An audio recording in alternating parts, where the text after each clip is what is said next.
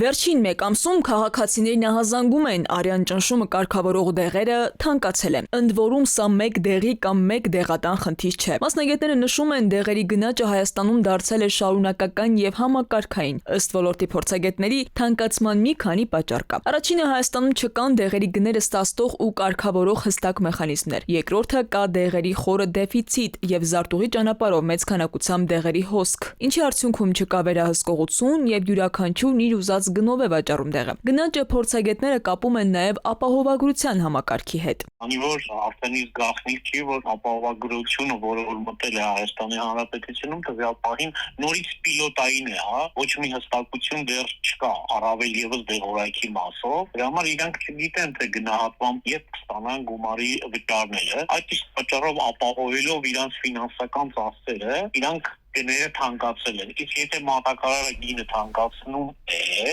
բնականաբար թե մեծապահ ընկերություններն են գները թանկացնում, թե մանրապահ գները թանկացնում։ Խաչատրյանի խոսքով, օրինակ, եթե պետությունը կամ ապահովագրական ընկերությունը տվյալ դեղի համար նախատեսում է 1000 դրամ փոխհատուցում, դեղատանը այն վաճառվում է 1600-1700 դրամով եւ քաղաքացիները 600 կամ 700 դրամ վճարում են իրենց գրպանից։ Այսպիսով, շուկայում ձևավորվում է պարզ, բայց վտանգավոր իրավիճակ, այսինքն կա պահանջարկ, կա դեֆիցիտ, սակայն չկա վերահսկողություն։ Պնդում է, այս օրինակով պարզ է դառնում, որ որոշ դեպքերում դեղերի փոխհատուցում ավելի շատ ձևական բնույթ է կրում։ Իսկ դեղատների ցանցից տեղեկացնում են, որ թանկացումները հիմնականում պայմանավորված են ներմուծողների գնային քաղաքականությամբ։ Դեղերը ստացա ու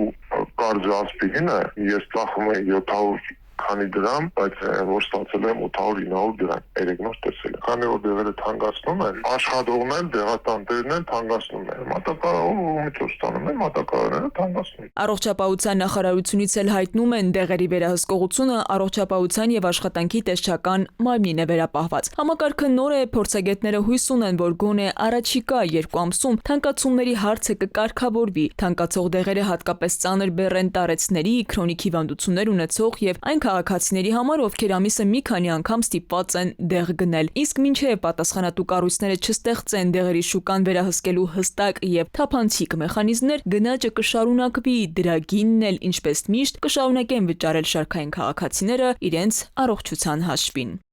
Քնարիկ Պետրոսյան, ժամը լրատվական։